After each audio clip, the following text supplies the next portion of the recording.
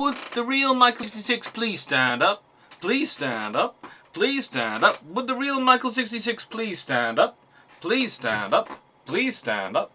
Hello everyone and welcome to, well, what is in many ways a continuation of the the Equitable Treaty series, where I looked at the Washington and London treaties. Is also, to an extent, a continuation of the Dreadnought series, the 1904, I think it was 1914 series, or did I make it 1905? I'm fairly sure it carried on till about 1916 anyway. Didn't stop in 1914, and I think it might have started earlier as well. And I'm hoping to continue on with the naval race and look at the naval race as it sort of took place more from about the 1880s onwards. Sort of there's a current historical debate about whether or not you should call things pre-dreadnoughts, because, you know, they were battleships. There just hadn't been dreadnoughts. So pre-dreadnought as if dreadnought doesn't exist, it's a terrible thing to call them. And I can understand that, but we have had, before Christ and before Common Era, and after Domino AD and Common Era, for a long time it's often a point in history that you say this is a cut-off point, and one is pre this cut-off point and one is post that cut-off point, just because you're trying to make an artificial division. I wouldn't say it necessarily works as one, but it fits. And if you call them battleships, there's sort of an issue, because there's in the ironclad era of basically ironclad frigates, which were basically the battleships of their era. Then you have an evolution into a battleship construct in sort of the mid to late 1880s. And then you have what comes next, and you have about 20 years of that, and then you have the Dreadnought era, which lasts for about, well, let's be honest, the Dreadnought era lasts for about another decade or so before you have the Super Dreadnoughts. And then that lasts, well, thanks in part to a lovely World War, which does have an impact on these things, for about, I'd say, another 15-20 years till you have the fast battleship era, which is also interceded in by the whole treaty system as well, which we're talking about. And then, of course, after World War II, you have the fact that none of the bad guys are building capital ships. So what you're looking at building is a fleet which has force effect rather than force conflict. And at the time, for force effect, carrier makes far more sense than than a battleship, which is all about force effect. Force conflict, I mean. Basically, it's, do you want to build a fleet which is about sinking other ships, or do you want to build a fleet which is about being able to sink other ships, but is also about affecting other things? If that's the case, then you build the carrier of the battleship. So that's a kind of interesting debate to get into, whether or not we should call those post-ironclad, pre-dreadnought.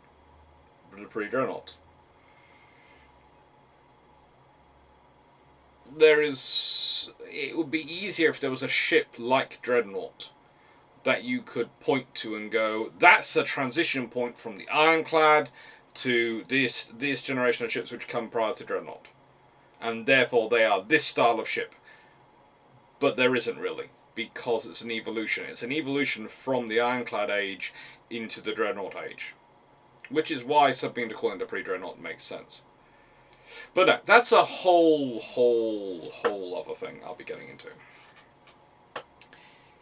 And so here are the definitions of cheating. Now, while on the topic of cheating, I'm going to, and I can't believe this is happening again this year, but it has.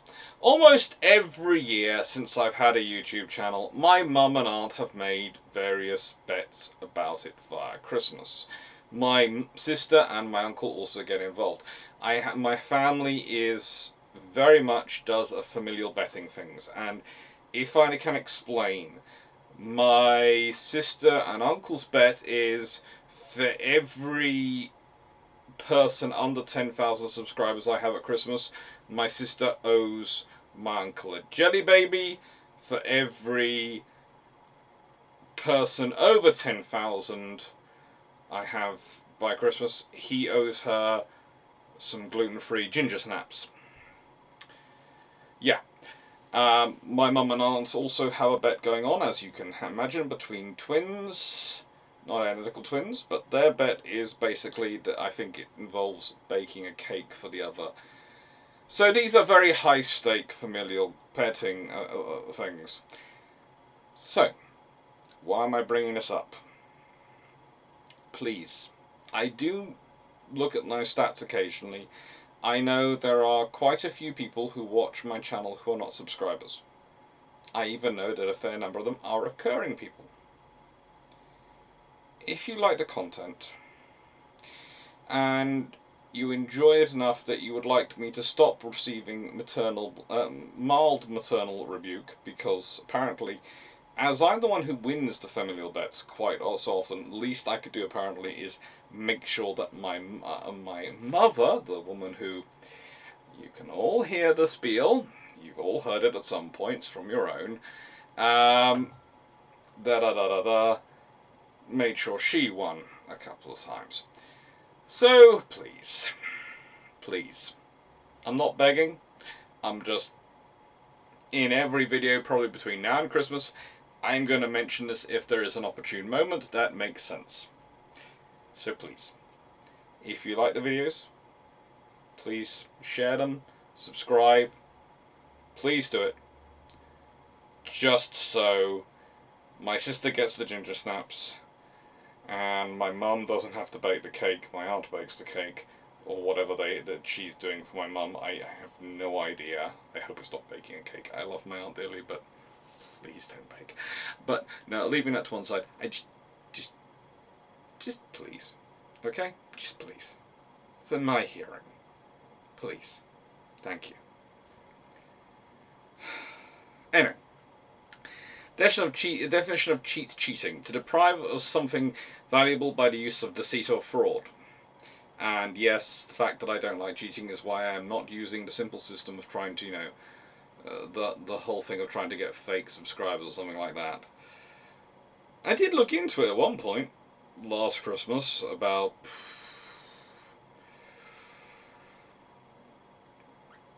9 o'clock on the night before Christmas Eve, decided it wasn't in the Christmas spirit and would be bad karma. The influence of to influence or lead by deceit, trick, or artifice. To elude or thwart by or as if by outwitting. To practice fraud or trickery. To violate rules dishonestly. To be, well, fairly sure number 6 doesn't come up in the sort of the treaty scenario, but I do realise this is a world of espionage and a world of interesting personalities. And this was the period where there were theoretically people who practiced the idea of having a wife in every port, a wife and girlfriend in every port, and I think there was actually a toast traditionally at some point in the Royal Navy, and possibly in other navies as well, which went broadly along lines of, and I think it's now no longer in existence, because for obvious reasons, it's not really one you want a load of modern personnel doing on, saying in a scenario where it can be videoed and put up on social media. To the wives and girlfriends, may they never meet.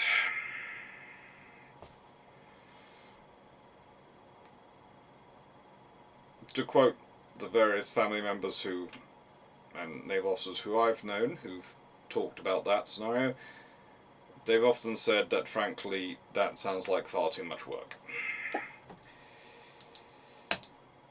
And far too much complications. Anyway.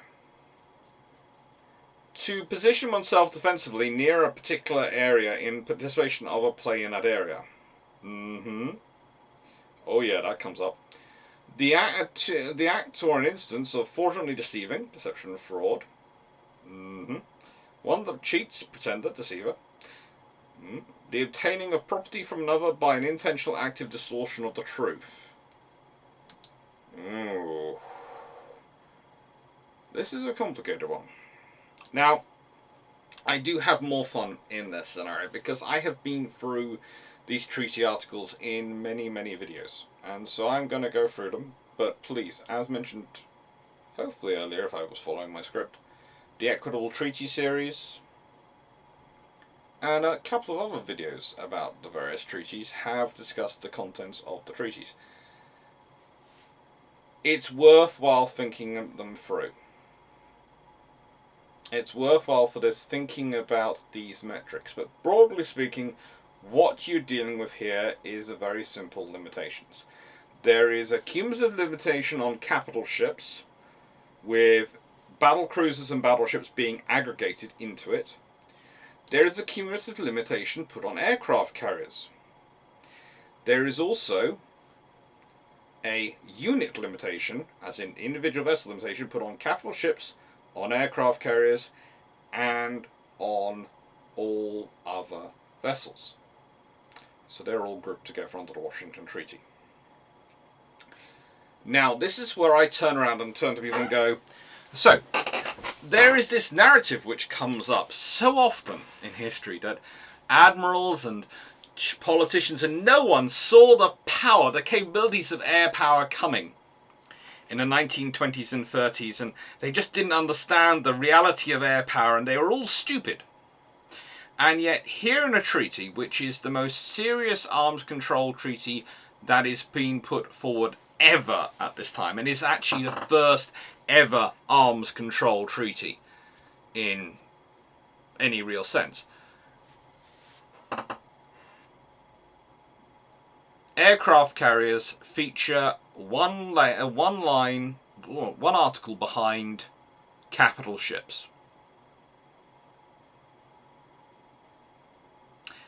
Suggests they matter, doesn't it? It suggests that people think they actually have a value.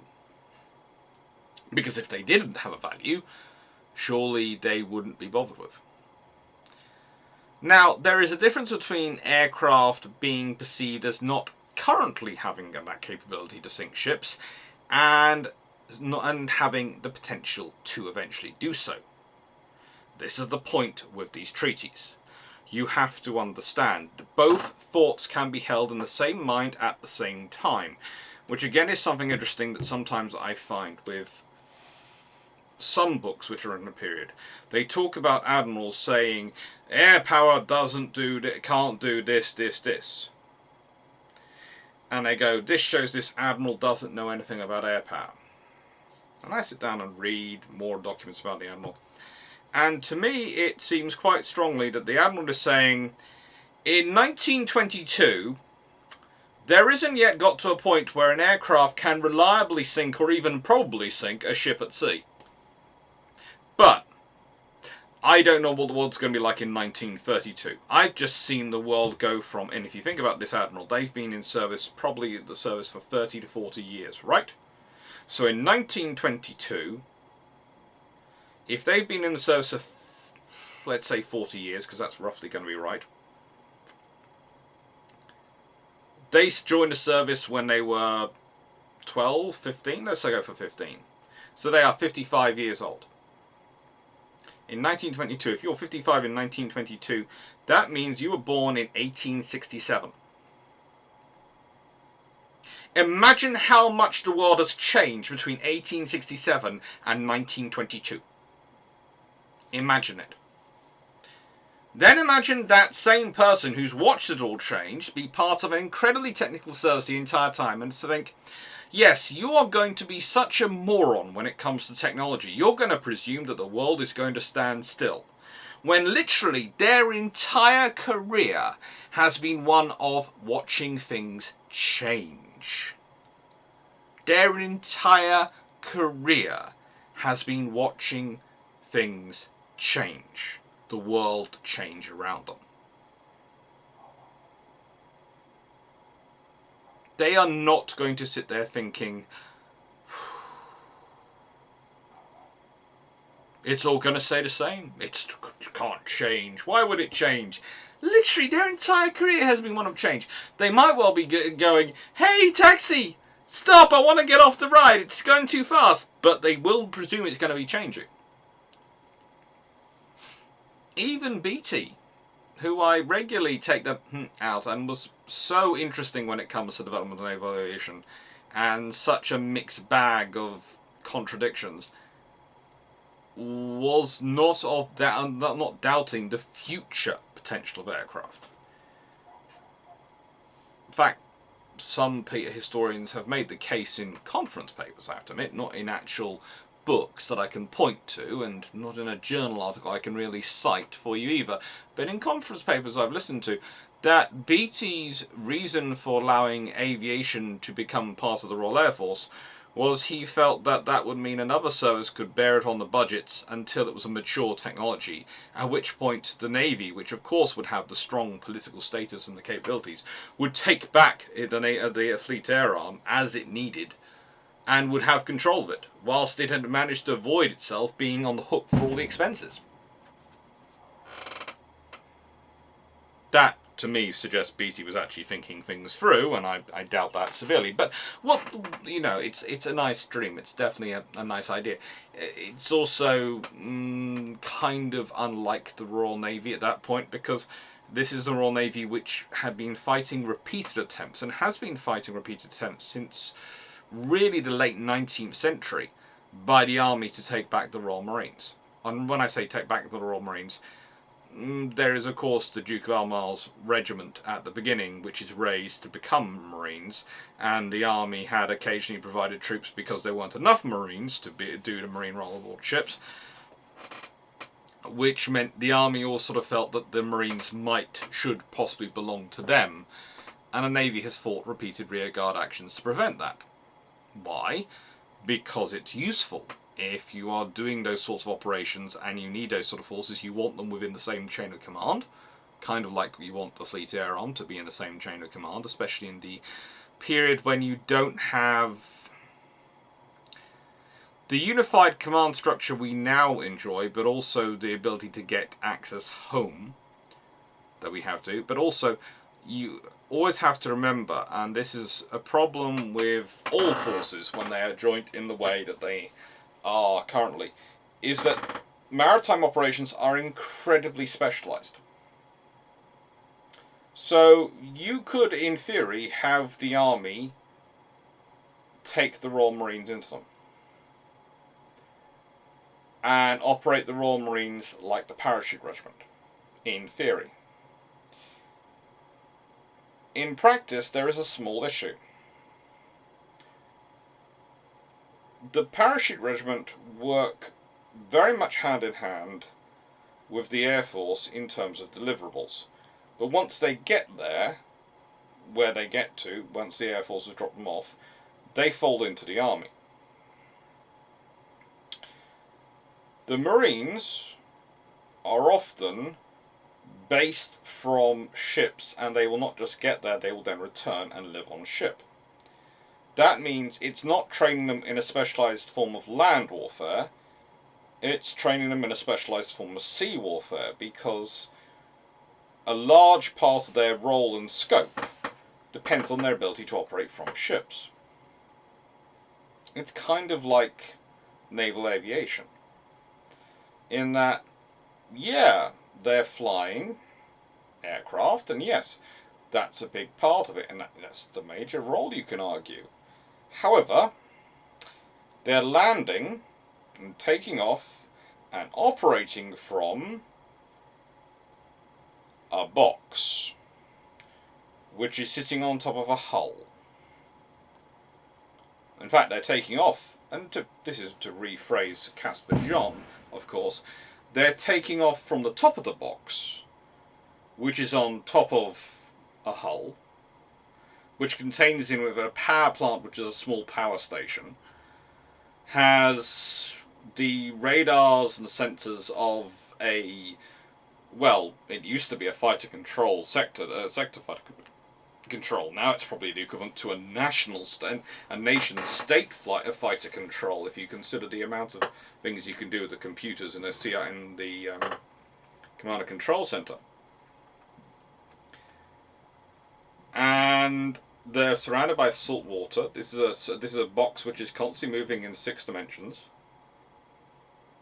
I.e., it's moving up and down, side to side, and it's also turning and doing that. it's just fun. And you start to realize it's not just about the pilots, it's about integrating the whole air group. It's you need the logisticians, the engineers, everyone to understand the realities of the environment they're in. And it's a whole suite of training. And you can do that as a joined up force. Honestly, when you've shrunk the force to the extent the British have, it probably makes sense there as a joined up force. And I know there are going to be many friends of mine who are not going to like me saying that. I prefer it not. I prefer it to be a larger fleet air arm. I prefer there to be a larger Royal Air Force. I prefer there to be more aircraft carriers. I prefer there to be a lot more spending, and therefore enough to justify them being completely, well, maybe still flying the same type of aircraft, and therefore sharing on training and stores, procurement, and all those sort of pipelines. But, you know, to have a self-sustaining fleet air arm and a self-sustaining Air Force strike, force, deployable strike group. But, yeah, the world hasn't turned out that way. So if you're going to keep it artificially small, you probably end up with needing to have it shared in order to have enough mass to generate the force you need. Although, do expect there to be fights over where that mass is deployed in future. So why am I talking about all these sorts of integrations when we are supposed to be talking about Washington Treaty Cheaties? Well,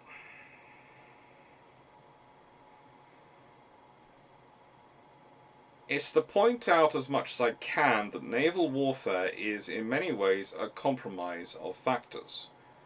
No one ever gets a perfect solution. No one ever really gets the pure dream. And this is a point which I often make. I am very much of the belief that you should make decisions in logic and rationality. And to an extent, check your ideology as much as you can at the door. Any ideology, any sort of factors you have which will induce bias into your appreciation of the data. That's my view. And that's based more on the fact of that it's a pragmatic approach. And the point is, these ships have to be pragmatic. They have to be practical. They have to be able to operate in the environments you need. The Lexington class, I have them here as the first example of a major cheat. And an obvious one, because again, no one's going to get a ship at exactly 36,000 tons. And it's supposed to be less than 33,000 tons, and they included in the 3,000 tons needed for, they're supposed to be allocated for upgrading its air defense and its anti-submarine defenses to make it up to 36,000 tons, and they still weren't at 36,000 tons. And there were some interesting comments put on the video, including people going, well, I thought it was always the Japanese cruisers. Not the sort of, that's what I've always heard was the most famous thing of it, not the Lexington class. And the Japanese cruisers are certainly famous in a certain perspective and a certain worldview. But let's be honest, cruisers are just vessels which have to be limited to 10,000 tons in unit. No one has, under the Washington Treaty, a cumulative limitation on them. So, yeah, if they're over 10,000 tons, that's bad.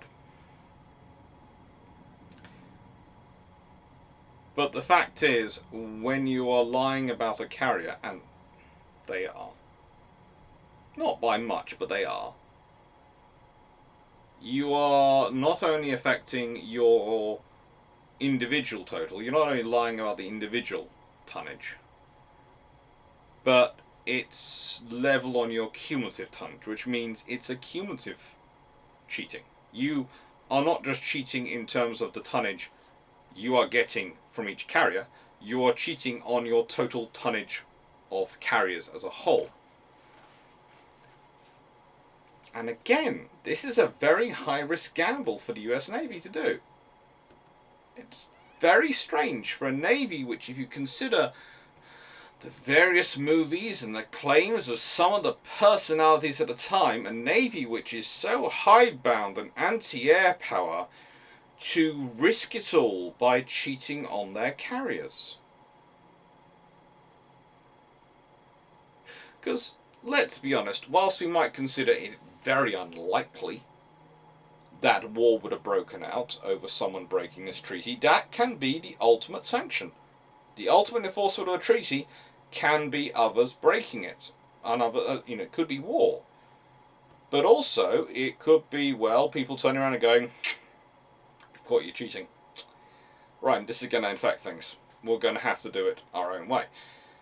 And one of the things you have to think about is, if the US Navy were caught and it was proved, let's say, that these ships weren't 37,000 tons somehow, what would the British have turned around and done? Especially if it had been something they couldn't have kept quiet if it had become public knowledge. Well, the odds are the British would turn around and go, well, we must be allowed, none of our ships are anywhere near this level, but we must be allowed parity, as after all, we're supposed to be your equals. Now, of course, we can't do a conversion at this point, because by the time these comes out, we've got no ships left to convert, so we have to be new builds.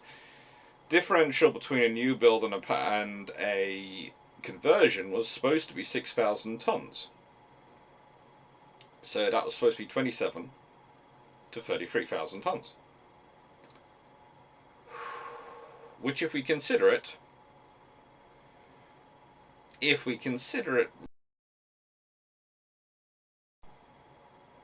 and I do mean this really carefully, it's a little less than a fifth differential. I.e., the new build is 80% roughly, well, actually, roughly 85% of the conversion. At which point the British might well turn around and go, right then, we are going to build 2 large carriers. Just imagine an Ark Royal, but instead of being 22,000 tons in standard, imagine it being built to roughly 30,000 tons in standard. But the USN is not allowed to respond. The USN just gets to go, mea culpa, you have to accept this. That works. That is what could have happened. And the Japanese would have also been given 1, at least. Although, of course, they have their own conversions, which slowly gain weight quite dramatically. This is what would have happened. More than likely, it wouldn't have been war, but it would have seen 2 vessels which gave the Americans a sizable capability advantage individually on those ships. 2 of the best interwar period aircraft carriers, bar none. And this is just including their 8-inch guns, which are an absolutely absurd inclusion. If someone had called them on their 36,000 ton lie and been able to prove it publicly, the USN could have lost that advantage, because the British would have been able to new build. And again, imagine what an Ark Royal could have been built like to that level. You would probably see an Ark Royal size air group, probably actually a slightly larger ship than Ark Royal, but built with an illustrious style armoured layout. Because the British, at that tonnage, could have everything they wanted. They would have been colossally capable vessels.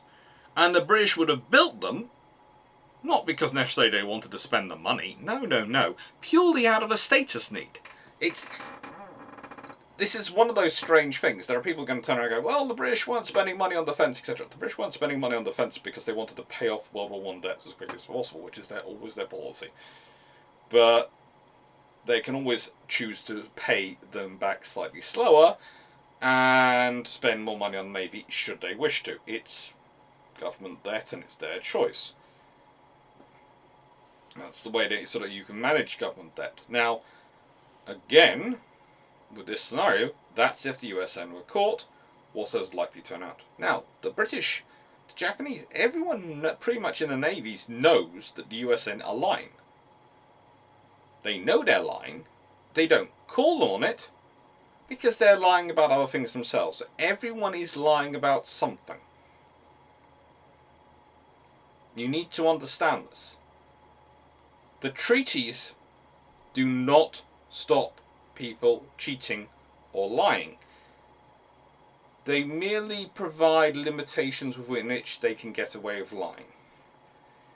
If you built the Yamato class without having first left the treaties and announced it during the treaty system, under the treaty system, you would have seen escalator clauses going mad. Colossally mad. And the fact is, there was such an urge to win the treaty, especially amongst certain elements of the US government, and I don't think the US Navy is really part of that, but definitely certain elements of the US government, that honestly the US Navy realised that it was setting itself up to fail. If even the Italian Navy, who do build good but slightly inefficient ships, and don't suffer from the same issues and losses as the Germans do, cannot build to their minds a satisfactory heavy cruiser for fighting in the Mediterranean, where it doesn't have to be a massively long-range vessel, where it's just going to deal with the needs of the Mediterranean, for under 11,500 tons in standard displacement, you have a problem with your treaties. You have a problem with your treaties, and this is the thing with the cheating. The treaty's been won. Yay! And they've won it so well, if you look at the Lexingtons, they backed themselves into a corner. They've literally cut off their nose to spite their face. And it's even worse when you realise, well, hang on, everyone this time did understand the requirements of operating a war. The British have just gone through it with the First World War and have been doing it for ages, selling all sorts of areas. You know exactly what you need. You realise, 1 is a white elephant. 2 is a capability. When it's, 2 is an availability. When it's available, it's a capability. 3 is a capability. 4 is a guarantee. So, if you're building 2 of something, it's not that helpful. 2 is not that helpful. So limiting to 2, you know it, we know it, it's all the problem. Limiting aircraft carriers to 135,000 tons overall and 27,000 tons per carrier basically limits everyone to 5 carriers. Now, you can then go, well, hang on, we're going to drop our carriers down, we're going to build carriers of 22,000 tons. Well, that gets you 5 of those, and leaves you with 25,000 tons left. That's not going to get you that much above a carrier, is it? If carriers were vessels not under 10,000 tons, well, if you'd set that at 15,000 tons and the carrier limit at 30,000 tons, well, then you might be talking an interesting scenario. You could have done lots of things. There are lots of pragmatic responses you could have made. You could have made it sort of like, you have carriers up to 30,000 tons, including conversions. You're allowed 5 of them, so it's 150,000 tons worth of carriers. And carriers which are 15,000 tons and under, you are allowed 75 thousand tons of. So you're allowed 5 of those as well. The British would have probably gone, thank you very much, and built roughly... Well, they could have probably got away with roughly 7 Hermes under that limitation, which they'd have been happy with. It wouldn't have used all the tonnage, but they could have probably adapted it to use most of the tonnage. US Navy could have built their own equivalents. Japanese Navy would have been... And these are sort of practical, equitable things you could have done to build it in. Actually, though, 5 and 7 are terrible numbers for ships. You should be talking 6 or 8s. Probably 8s would be sensible. So 8 times 15,000, well, that's 120,000 tons. 8 times 30,000, that's 240,000 tons. And 16 capital ships of about 40,000 tons, that's about, let's be honest, that's 640,000 tons. That would have all been sensible. This is the other problem with the treaties. We've got the county-class cruisers. Okay? They are pretty much famous for the fact that, look at how high they ride in the water. Look at how high they ride in the water. And then if you see a picture of them after they've had the 4-inch belt of the armour fitted in, which magically appears from somewhere, and magically fits in their hull, they suddenly ride slightly lower, but not that much lower. It looks balanced.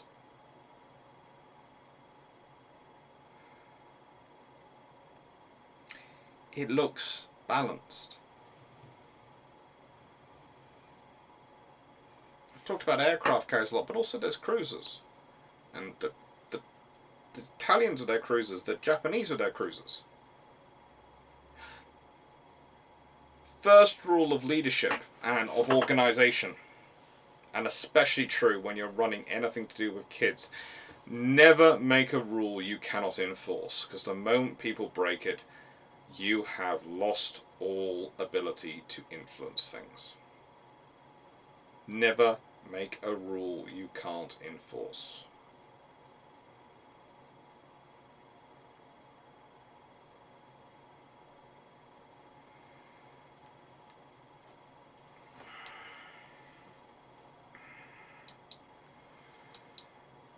Let me give you an example of that.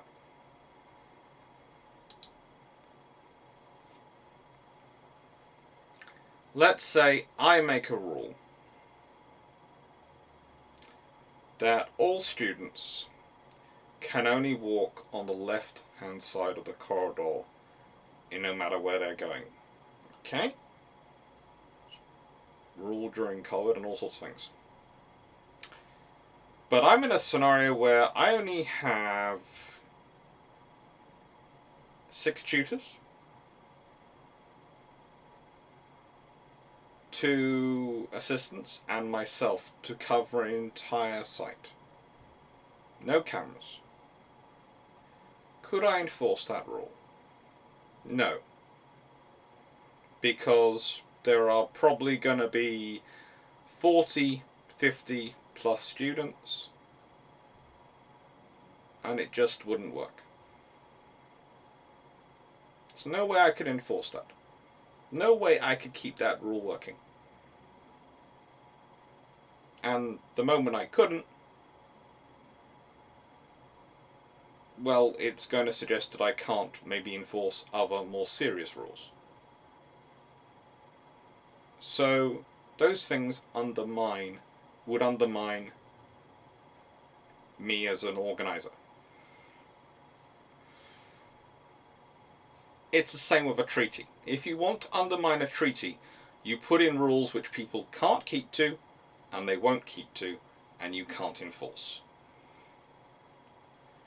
You want to undermine the efforts of trying to make peace, of trying to maintain peace, and to try and keep the world safe. the easiest and quickest way you can do that is by putting in rules that you can't enforce and that people won't stick to.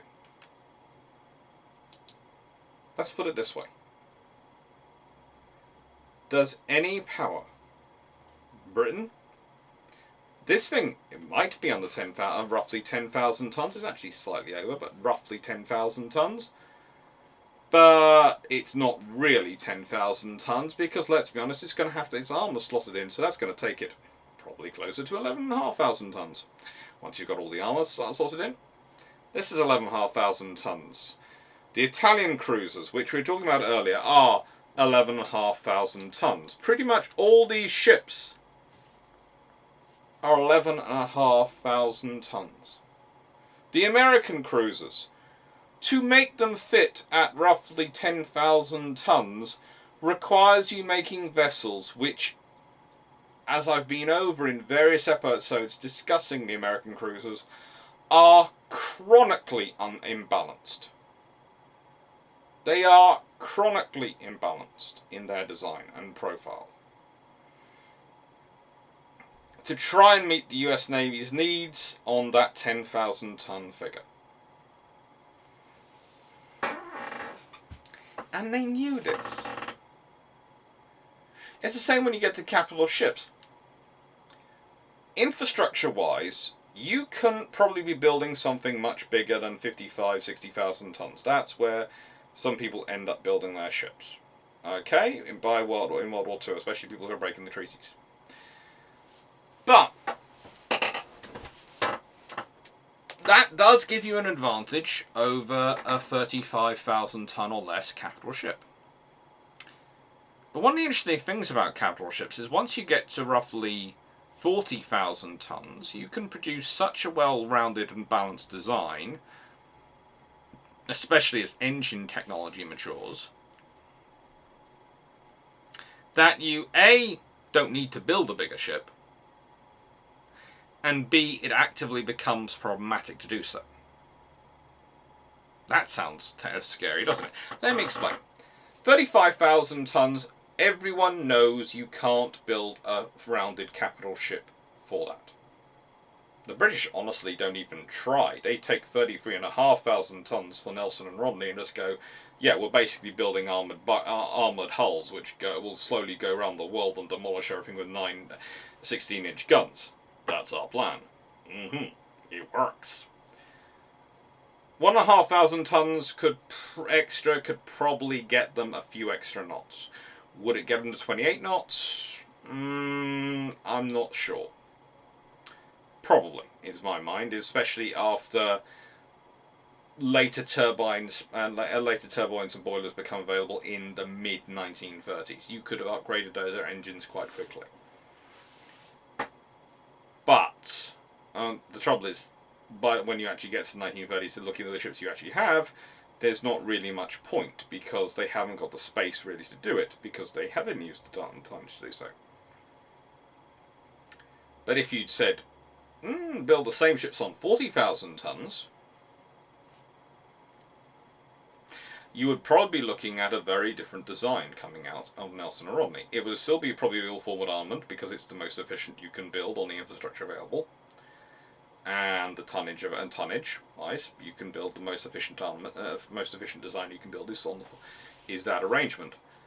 But you would be talking about a vessel which would be capable of 28, 29 knots, would have the sufficient armour, secondaries, everything to be a well-rounded design. And if the British could build that, the Americans could build that. If the Americans and British could build that, then the Japanese could build it.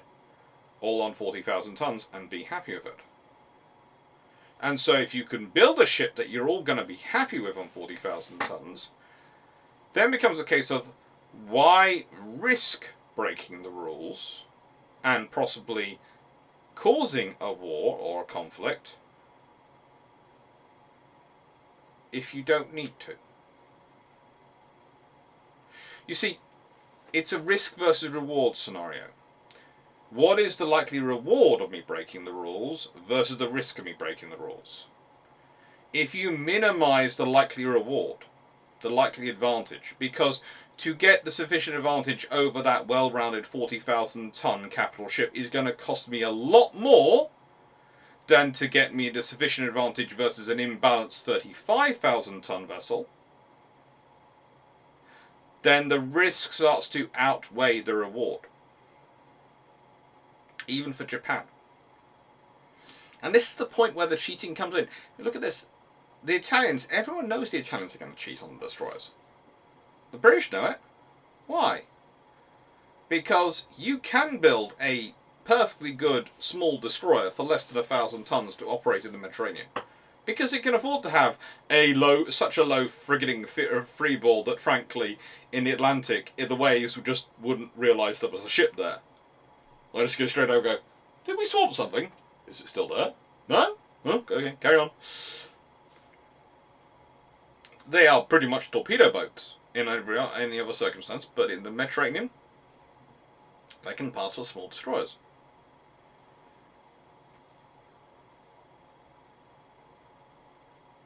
The British know this. The French know this. The Italians know this. Everyone knows this. So they design it in. And as a result, there's no limitation on them. But also because there's no limitation, think about it from this perspective. The Italians, instead of building larger, more capable, and destroyers which frankly would rank in and be quite problematic for the British in terms of backing up their heavy cruiser force and their light cruiser force, concentrate on building these smaller vessels, which are very capable, but they also have a decided disadvantage when they actually do face larger vessels, because whilst you can build a destroyer on less than 1,000 tons in the Mediterranean, when it comes up against a destroyer which is roughly 2,000 tons, it's suddenly finding itself with facing an opponent which has a lot more firepower. And okay, if they have the numbers, that would be a problem, but again, you're banking on Italian infrastructure. So you've made a treaty, you've made an opening which you know someone's going to exploit, which you're quite happy for them to exploit, because by exploiting that, they make themselves feel strong while simultaneously not actually causing you problems. And this is the same point when we get into the capital ships and the numbers, etc. in this treaty. You've made sure that the Japanese are going to cheat. You've basically made it absolutely likely because of the way you've won it. They wanted a 10-to-7 ratio. They wanted slightly more tonnage for their cruisers. They wanted more tonnage for their capital ships. If you had gone with a 10-7 ratio, you wouldn't have gone with 15 vessels as the maximum for the capital ships in terms of the British and the Americans, because that 15 only works with a 5-3 ratio. Because if you think about it, if you try and do 10-7, you've got half a ship. So with the 15. So you would have had 20 capital ships as a limitation for Britain and America. You'd have 14 as a limitation for Japan. Think about that. Think about that as an honest thing if you'd done it as a treaty scenario. You could turn around and say, well, yes, if they have more ships, that makes war more likely, but the thing is, yes, the peace party does win by reducing ships, and yes, they can point to the naval race from about 1880 onwards and go, look, this led to World War I, but look at the wars that didn't happen because of the naval race. Look at the events which didn't happen, and also causes of wars and the cause of naval races are often more complicated than the simple race. There's often a lot going on, and as said, I am going to look into doing a video series on the 1880s onwards to talk about the long form naval race that was going on and how that feeds into eventually the dreadnought race. But I did cover the dreadnought race in 1904 to 1914 videos. The point is, if you factored all that in, you could build an equitable treaty that people wouldn't cheat on and wouldn't feel the need to cheat on. And also, if you have the 20 capital ships, suddenly Britain has 20 capital ships. Okay. Yes. Italy has 8. But Italy has 6 to Britain's 15. 8 to their 20 is hardly a stonking great big advantage. It's still a 5 to 2 5 to 2 ratio going on. France is 8 as well. It's allowed 8. Ooh, well, you know, they're supposed to counter each other. We know what happens in World War II, but they are supposed to theoretically counter each other. But what does that mean, realistically? Well, if Italy is allowed 8, and France is allowed 8, then Germany, when they're looking at their build-up plan, are they going to feel secure with 2? Are they going to feel secure with 4? How's it going to affect the British in terms of their battle ships? How's it going to affect the British in terms of their capital ships? How's it going to affect themselves in terms of their deterrence factor? And for Japan, yes, they now have 14, maybe, rather than 9 in their sort of allocations. Well, that's a strength, yes. But they've gone from 30 versus 9, cumulatively between Britain and America in theoretical strength, to 40 versus 14.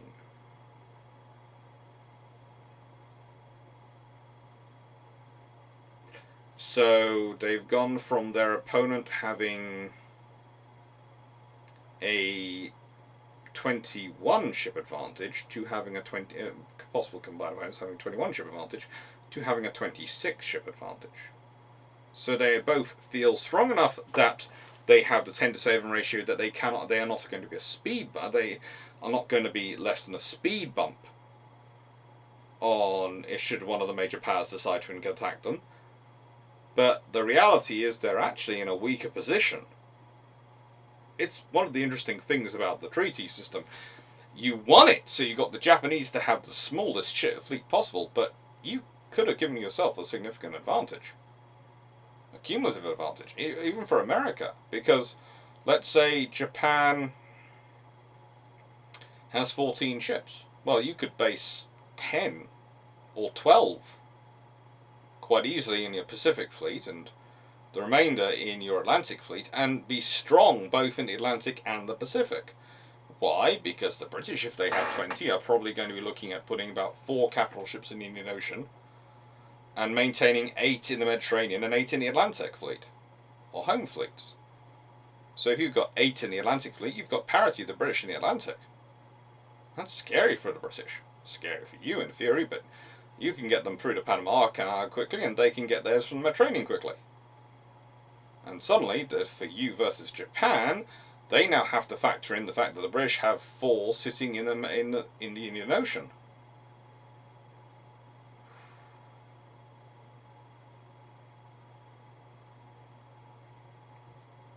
Which suddenly means that your vessels,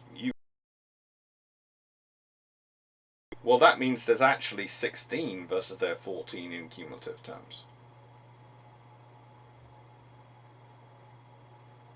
And it's the British Empire which have to have the 20, remember? Not necessarily Britain. So the 4 in the Indian Ocean might include an HMAS Australia. Might.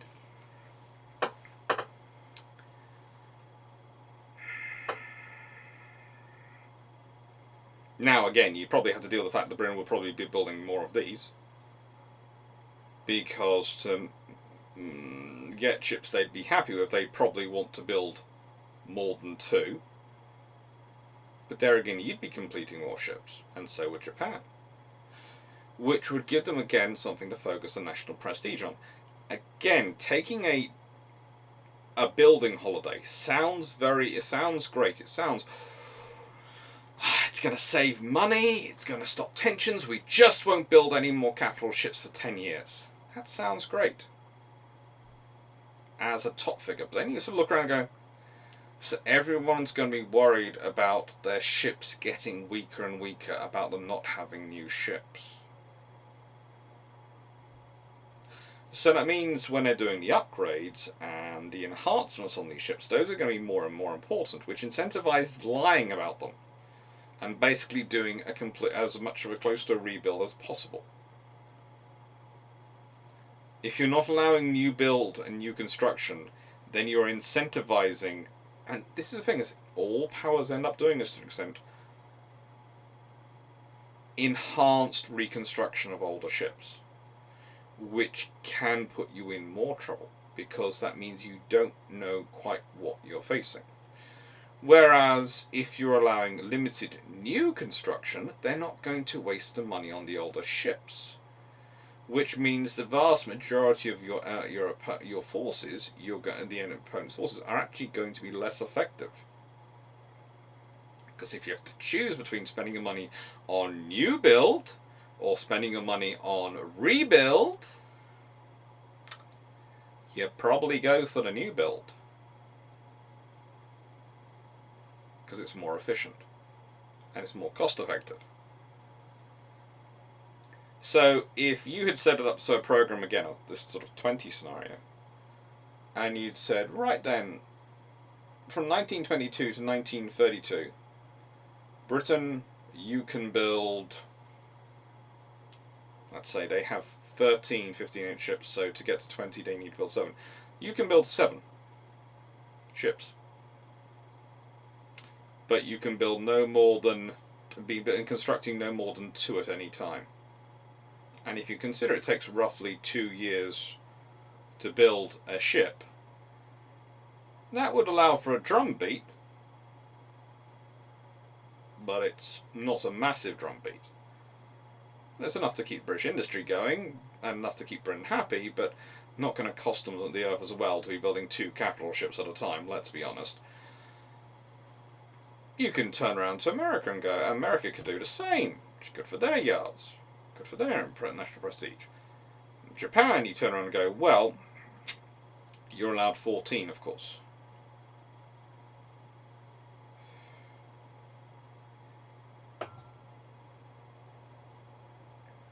You can build 5 in that period, and you can never be building more than 1 at any one time. Well, that sounds great, doesn't it? They're able to build 5 new capital ships.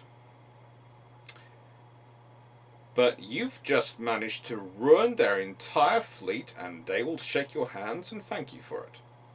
Why? Because instead of having a class of ships, because if you're building them in series, if you're building one after the other, your infrastructure gets focused on constructing 1 at a time, so your infrastructure will be limited. But also, you're going to make changes for every single ship. So you will get 5 ships with 5 different operating characteristics.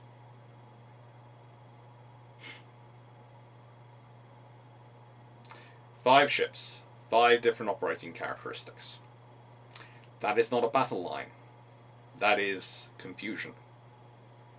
Even for America and Britain, it's going to be an issue of pairs of ships. Will they keep to a start, or will the urge to interfere become different? For Britain and America, it might well be they have 3 pairs and a single. In terms of designs, going to make it complicated enough for them to produce task groups.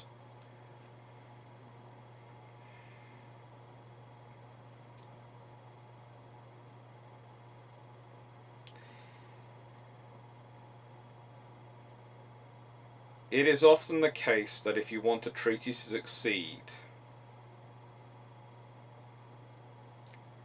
you give people what they want.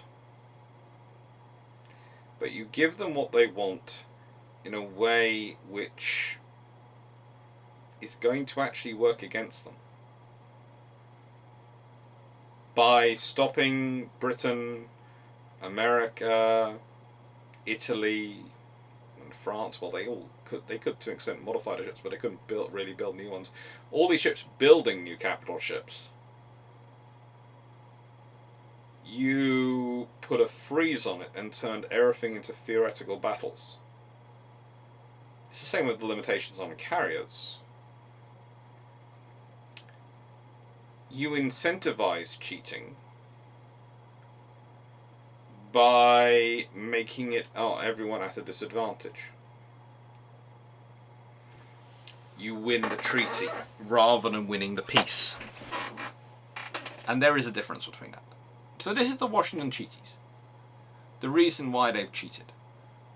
In the live we went through it in more detail, the exact cheats going on and the tonnage differentials and where the tonnage differentials came from, you know.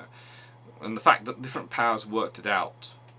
For example, considering the amount of engines and turbines which Britain was supplying to Italy for every single one of their ships, looking at their operating characteristics and knowing the engines they'd supplied them, they could pretty much work out exactly what was going on. But again, because everyone was having to cheat in order to get viable ships, in one regards the other, the county class, which are the British, no, they are not the county. They are the county fitted for but not with armour. This is a real problem. This is a massive problem. Because everyone is at a similar disadvantage and everyone therefore becomes very understanding of people breaking the rules. Whereas if the rules are designed in a way that people want to work with them, then it benefits them. And again, I can give another example. Sort of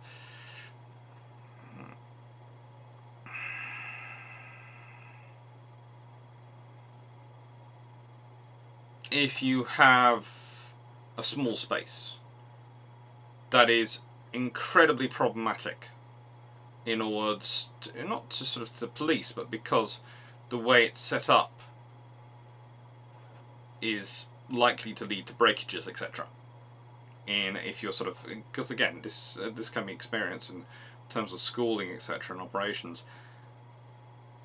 If you have a space which is set up for a university level group, especially a postgraduate sort of level group, to be in there, a more mature, less likely to start flinging their arms around, smash things group, that can be incredibly problematic when you suddenly have younger people in there, because they tend to be more expressive. They just are. And I spend a lot of time around young people, which might explain why I'm so expressive, because that's the group I tend to operate with. So the trick I tend to find is make a larger, more comfortable space available to them. And go, please don't use that space, you have this space. Whereas if I just say, don't use that space, where do we go? What do we do? Please use this space, which is bigger and nicer and has a massive pull-down screen in it that you can watch a massive movie on. All those things are incentives to do the right thing, and it works. To quote my mum, it's I can't use that phrase on YouTube, and I can't use that phrase, which is Mexican on it. Sweet and sour. To tolerate the sour, you've got some sweet. It makes everything better. And that's the case. And that's the problem with the treaties and why people cheat. Because they are so much sour. They were won so much by the various factions in the American government who wanted to make war never happen again, and they thought they could do that by legislating out of them, but also they wanted to stop spending money on defence and wanted to save the money and did all this, and yet they also wanted at the same time to get the status of being the equivalent power of Britain and all these things.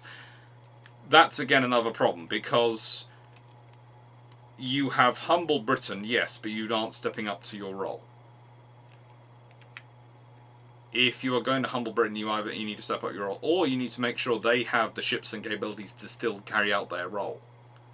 And again, this is a problem for the Americans, which is people not thinking it through. People have lofty ideals and worthy ideals. Peace is a worthy thing. Peace eternal is a joyous thing. It's something which we would all love to. Anyone who has looked in war in any way, shape or form knows it is an abhorrent, terrible, horrible thing, which frankly you would wish not even on your worst enemy to go through, let alone people you like or your family or loved ones and friends. And you'd want it not to happen. And that's a truly amazing and glorious ideal. But the trouble is, humans, and I would say that probably in the future we will find the galaxy and everything else, we find other life, it doesn't work out that way. Some people can, whilst the vast majority of people can live quite peacefully, there are people who can have an argument in an empty room. And sometimes some of those people end up in charge of countries. And sometimes there are other stupid reasons for how people find themselves in a war. None of it's nice, none of it's sensible, but it happens. And sometimes you need forces to deter things, etc. And actually not having enough force can be just as likely to cause a war as having too many forces. So this is often a very fine line to balance it. People often automatically presume it's both sides having too many forces in terms of a competition and growing their forces which makes war happen. It doesn't necessarily if there's balance. It's when forces are in balance, when there's an imbalance between powers. When one power is arming and the other power isn't arming, that can make people feel weak and feel too strong. Or worse still, when you have both powers are weak and one is willingly weakening themselves because they think war's not going to happen, and the other one feels weak and feels it needs to make up for its weakness by reacting. And that's often a scenario where you have a country which has a stronger economy, a stronger technological base, so they might have smaller forces because they think they can get by with smaller forces because they are better armed and all these things. And then you have a nation which has perhaps a weaker economy, a weaker scenario, and their forces might be more numerous, but they don't feel they're strong because they really aren't technologically up to the same level as that force. And they'd be scared and worried, and they might well react out of fear. Wars start because of fear and greed. Those are the two reasons you have wars. And for both times, it's an imbalance in force. If you have a balance of force, then it's unlikely for someone to feel that A, their greed is going to pay off by attacking, or B, to feel fear. Because also there's a point at which, if that person has an equivalent number of forces as you are, if they have a technological advantage, that can be fear-inducing, but it also means they're just as scared of us as we are of them, which gives you confidence, and which can again actually reduce the likelihood of conflict. It's fun psychology, is conflict management. It really is fun psychology, and treaties like this can cause issues. Anyway, I hope you've enjoyed this discussion, and I hope you found it useful and interesting. Thank you very much for watching. And what have we got coming up? We have got the Naval class, which is why that book's down there because I'm re-recording it a bit. We have coming up. We've got another R in use of water-based armor and why it annoyed Admiral King so much.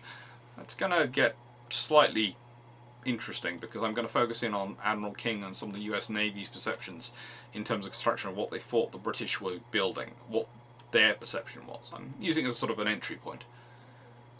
And then we're coming up for Christmas. Oh, we've got so many ones coming up over Christmas. Really a lot of ones over Christmas. They should be fun. Should be fun. Thank you very much for watching. Hope you enjoyed, and well, take care. Bye. Oh, and please, before I go, please do me a favour. As said at the beginning, there are the traditional family bets going on. If you do like the channel, and I'm doing it solely for this reason, just can you please make sure you subscribe, share, all those things for me, please? I don't want to face maternal wrath on Christmas morning. Okay. Oh, I'm sure it won't be that bad, but I have a feeling my Christmas presents might suffer. Take care, everyone. Thank you, and have a nice day.